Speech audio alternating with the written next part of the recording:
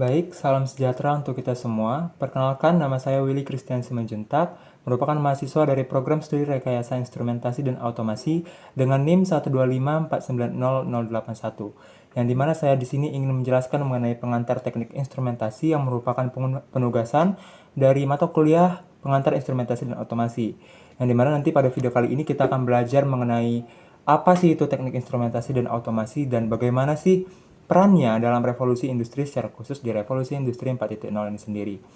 Baik, saya harap apa yang saya sampaikan pada video kali ini bisa menjadi suatu benefit yang bermanfaat untuk teman-teman dan nantinya ingin membuka lebih dalam lagi pengetahuan dan wawasan teman-teman mengenai instrumentasi dan automasi itu sendiri. Baik, mari kita bahas lebih lanjut mengenai pengantar teknik instrumentasi. Baik, suatu hal yang melatar belakangi pertemuan kita pada pagi kali ini merupakan revolusi industri itu sendiri, teman-teman. Revolusi industri itu sendiri sudah dibagi menjadi 4 bagian perkembangan yang dimana dimulai dari revolusi industri 1.0, revolusi industri 2.0, revolusi industri 3.0, dan juga revolusi industri 4.0. Yang dimana di setiap tahapan-tahapan ataupun perkembangan-perkembangan dari 1.0 sampai 4.0 itu sendiri memiliki beberapa penanda perkembangan teknologi.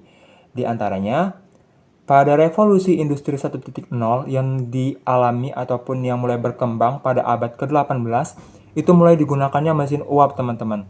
Nah, jadi penanda dari revolusi industri 1.0 itu apa sih? Merupakan penggunaan mesin uap untuk menggerakkan revolusi industri atau menggerakkan suatu industri gitu, teman-teman. Itu terjadi di abad ke-18, yang dimana masa itu dikenal dengan masa mekanisasi. Mulai penggunaan mesin uap di mana-mana seperti itu. Itu dikenal dengan nama mekanisasi. Selanjutnya di revolusi industri 2.0, itu terjadi di sekitar abad ke-19. Yang dimana penanda dari revolusi industri 2.0 itu sendiri merupakan penggunaan tenaga listrik yang mulai mengubah industri. Jadi sudah mulai digunakan tenaga listrik untuk menggerakkan suatu alat, sudah mulai digunakan tenaga listrik untuk penggunaan sumber daya listrik seperti itu, teman-teman. Itu digunakan di revolusi industri 2.0, yang dimana itu dikenal dengan masa-masa elektrifikasi, karena mulai penggunaan alat-alat listrik, jadi elektrifikasi gitu, teman-teman. Selanjutnya di revolusi industri 3.0 itu terjadi di abad ke-20. Sebagai penanda perkembangannya yaitu mulai ditemukannya teknik informasi dan juga teknologi informasi dan juga komputasi dan komunikasi. Jadi sudah mulai tuh seperti alat-alat seperti handphone, telepon genggam, ataupun komputer, ataupun alat-alat komunikasi jarak jauh yang memudahkan kita untuk mendapatkan informasi dan juga memberi informasi dan juga untuk berkomunikasi di jarak yang jauh. Itu sudah mulai ditemukan dan juga sudah mulai diterapkan di abad ke-20. Dan itu dikenal dengan masa-masa otomasi. Selanjutnya yang sekarang kita alami di tahun-tahun sekarang yaitu revolusi industri 4.0 yang dimulai di abad ke-21, itu sudah mulai digunakan robot dan juga kecerdasan buatan atau artificial intelligence. Nah, sudah seperti kita alami sekarang, sudah banyak sekali AI ataupun robot-robot yang mulai digunakan di industri. Seperti kita sebagai mahasiswa aja nih, atau sebagai pelajar yang menggunakan AI untuk membantu dan menunjang setiap kegiatan perkuliahan dan pembelajaran kita. Kita juga menggunakan AI untuk mengenerate suatu hal yang bisa membantu kegiatan pembelajaran kita. Nah, itu sudah masuk ke dalam suatu penanda bahwa kita sudah berada di revolusi industri 4.0. Dan juga penggunaan robot di industri-industri besar itu juga sudah mulai kelihatan perkembangannya. Secara khusus di negara-negara maju seperti Cina dan Amerika itu sudah mulai masif ya, robot-robot digunakan di kehidupan sehari-hari, dan itu dikenal dengan masa otonomi. Nah, teman-teman, jadi apa sih itu revolusi industri 4.0 yang kita alami sekarang ini? Jadi intinya revolusi industri 4.0 itu merupakan era digital yang menggunakan sistem kecerdasan digital atau AI, yang nantinya dunia digital akan sangat memungkinkan kita untuk terintegrasi dengan IoT atau Internet of Things, Big Data, dan juga berbagai layanan atau services lainnya. Jadi nanti bakal besar lagi pengembangan di revolusi industri 4.0 ini, seperti IoT juga nanti akan diterapkan, dan perkembangan sebenarnya sudah mulai terlihat di masa-masa sekarang. Nah, seperti satu perkembangan di suatu inti revolusi industri 4.0 itu sudah banyak ya, teman-teman, seperti sudah dijelaskan di slide sebelumnya juga. Pertama ada everything is online atau dunia maya. Secara khusus bagi kita nih Gen Z pasti kita sangat memakai dan juga menggunakan dunia maya. Secara khusus sosial media. Jadi kita bisa memposting foto, kita bisa menyebarkan informasi, kita lagi apa kita bisa posting, dan banyak orang bisa melihat karena everything is online. Jadi penggunaan dunia maya ini merupakan suatu bagian juga dari inti revolusi industri, teman-teman. Selanjutnya ada digital ekonomi. Ya, itu juga sudah mulai kita rasakan dan kita gunakan. Transaksi online, pembelian dan juga penjualan barang secara online, itu juga sudah termasuk di bagian digital ekonomi. IoT, Internet of Things, dan juga AI, Artificial Intelligence, itu juga suatu penanda dari revolusi industri 4.0. Big data, robotic, print 3D, autonomous machine, machine learning, disruptive teknologi, dan jadi itu yang dilatar belakang. Jadi instrumentasi dan otomasi itu merupakan suatu inisiasi untuk lebih berkembang lagi di dalam revolusi industri 4.0 itu sendiri, teman-teman. Jadi itu yang melatar belakangi dari teknik instrumentasi dan otomasi. Nah, apa sih itu teknik instrumentasi, teman-teman? Nah, jadi instrumentasi itu merupakan suatu hal yang mempunyai peranan sangat penting dalam proses produksi di industri, khususnya yang menggunakan teknologi otomasi. Instrumentasi juga merupakan suatu sistem produksi yang membutuhkan pengukuran dan variabel proses produksi untuk mendapatkan produk yang sesuai dengan spesifikasi.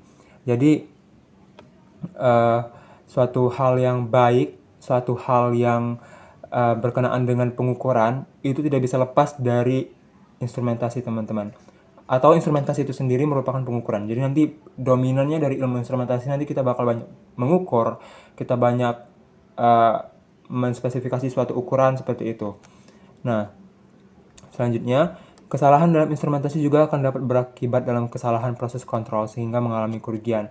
Jadi itulah pentingnya ilmu instrumentasi ini, teman-teman. Jika terdapat kesalahan, itu sangat berpotensi sangat besar untuk menyebabkan suatu kerugian secara khusus di suatu perusahaan. Apabila ada kesalahan di produksi, nah itu bisa menjadi suatu kerugian. Kenapa produksinya bisa gagal? Instrumentasinya yang gagal, seperti itu, teman-teman. Selanjutnya, definisi instrumentasi itu sendiri. Apa sih itu instrumentasi? Instrumentasi secara awam pasti orang-orang itu mengenalnya seperti dunia musik. Instrumental musik, instrumen musik seperti itu ya. Dunia musik, instrumental itu seperti suatu pengomposisi lagu atau bagian dari aransemen dari sebuah lagu. Tetapi ranah kita bukan di sini, teman-teman. Ranah kita itu di dunia industri. Instrumentasi di dunia industri itu sendiri merupakan penggunaan batang, skrup, plat, kait, kabel, baut, dan lain-lain yang digunakan untuk memperbaiki dan menstabilkan kelainan atau kerusakan pada alat. Jadi kita nanti instrumentasi itu meranah juga kepada perbaikan kerusakan dan kelainan alat. Nanti kita bisa ngerti di mana salahnya nih instrumentasinya, seperti itu. Instrumentasi juga merupakan perangkat listrik atau pneumatik yang ditempelkan di lapangan untuk memberikan kemampuan pengukuran dan kontrol. Jadi nanti dia juga berfokus di pengukuran dan kontrol di lapangan juga. Dan juga instrumentasi berkaitan dengan pengukuran dengan alat, baik langsung maupun tidak langsung, untuk mengukur dan mengendalikan proses. Jadi memang instrumentasi ini fokusnya di pengukuran, kalibrasi, dan juga controlling dan proses, seperti itu, teman-teman. Nah, alat ukur merupakan peralatan atau device yang digunakan untuk melakukan pengukuran. Yang dimana pengukuran atau alat-alat itu digunakan untuk tujuan mengukur suatu bidang yang tertentu, seperti termometer, gitu kan, termometer, pressure gauge, flow meter untuk mengukur flow, level meter untuk mengatur level, ampermeter untuk mengukur suatu arus, voltmeter tegangan, dan seterusnya, pH, Megger, dan lain-lain. Itu kan meter-meteran itu kan digunakan untuk mengukur suatu ukuran tertentu yang pastinya nggak sama. Jika kita mau mengukur tegangan, masa kita menggunakan arus? Kan nggak masuk ya alatnya ya. Makanya perlu diperhatikan juga alat-alat ini digunakan dengan tujuan dan juga hasil yang sesuai dengan apa yang akan diukur, seperti itu. Selanjutnya ada satuan pengukuran. Satuan pengukuran adalah suatu besaran yang digunakan untuk menyatakan nilai dari hasil suatu pengukuran. Biasanya atau umumnya itu secara universal menggunakan SI atau satuan internasional. Yang dimana itu juga tergantung ya, seperti Celsius, Fahrenheit, Reaumur, Kelvin itu mengukur suhu.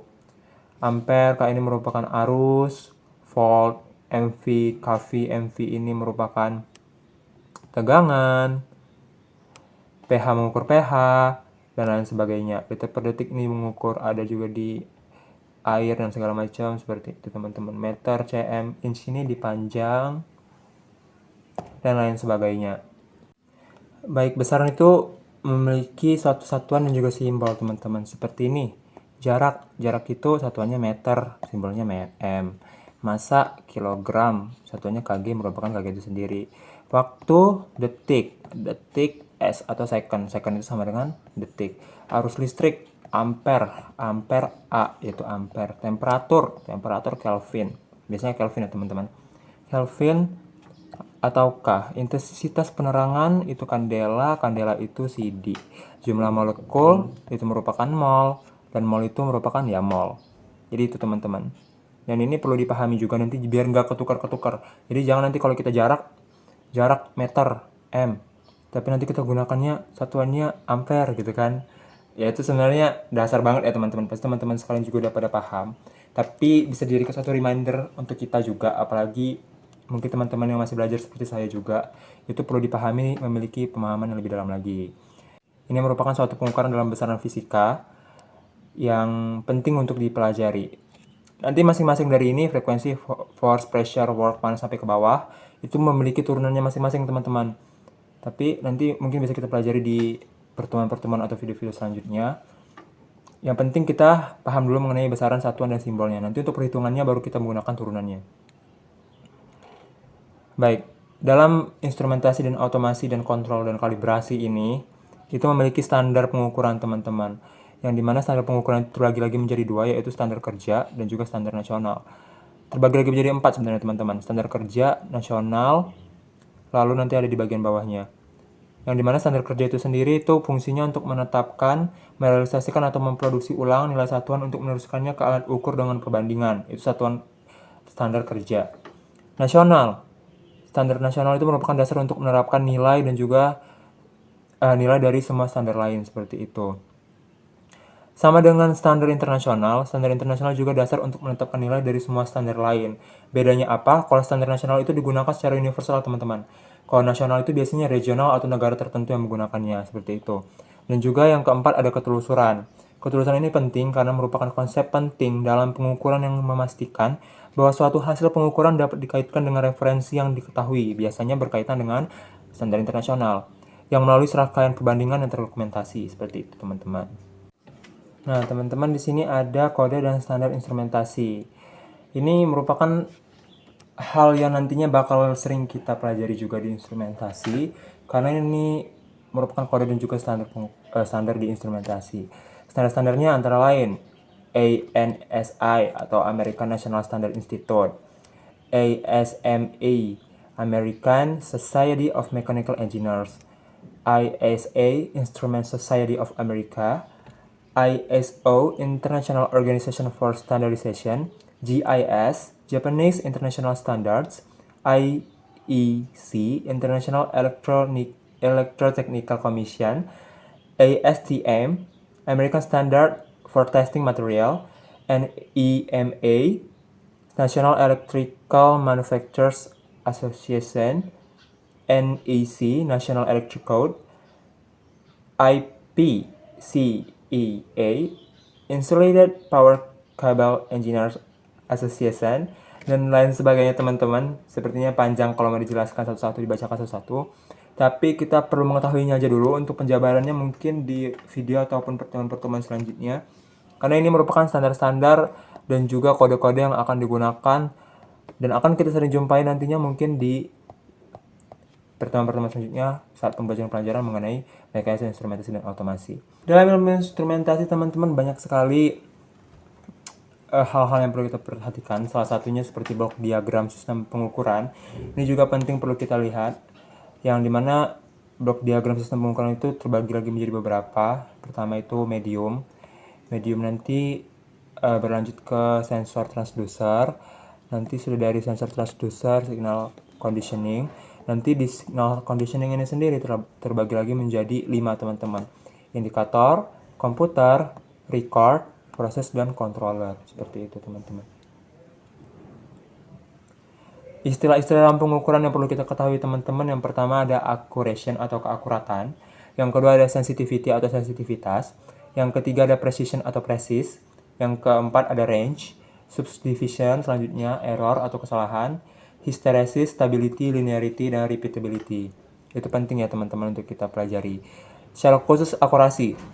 Teman-teman, kalau dalam pengukuran itu akurasi itu sangat penting. Yang dimana kalau kita berbicara mengenai akurasi itu, pengukuran kita dikatakan berhasil apabila pengukuran kita itu sudah akurat. Pengukuran kita akurat itu dikatakan akurat apabila nilainya itu sudah dekat dari hasil pengukuran dengan nilai sebenarnya. Jadi misalnya hasil pengukurannya itu 21,5, kita dapatnya 21,49, itu bisa dikatakan akurat. Atau benar-benar sempurna 21,5 dengan nilai sebenarnya. Nah, itu benar-benar akurat yang sebenar-benarnya. Akurasi biasanya dinyatakan dalam bentuk percent of error, seperti 1% of error, seperti itu kan. Atau 2% of error, seperti itu teman-teman. Akurasi merupakan toleransi maksimum terhadap kesalahan yang dapat dinyatakan dalam persen error of reading atau dalam bentuk error full scale, skala penuh. Biasanya dikenal dengan istilah ketelitian. Ya, memang kalau kita berbicara mengenai akurasi, satu akurasi tercapai itu apabila kita teliti dalam melakukannya, seperti itu teman-teman. Selanjutnya presisi atau ketajaman, yang merupakan kemampuan alat untuk menghasilkan suatu hasil pembacaan yang serupa untuk suatu pengukuran berulang. Jadi berulang-ulang dia menghasilkan suatu hasil yang serupa. Jadi ketajaman atau presisinya itu teruji, teman-teman. Presisi lebih berkaitan dengan pengukuran yang berulang seperti tadi, tapi menunjukkan suatu hasil yang sama.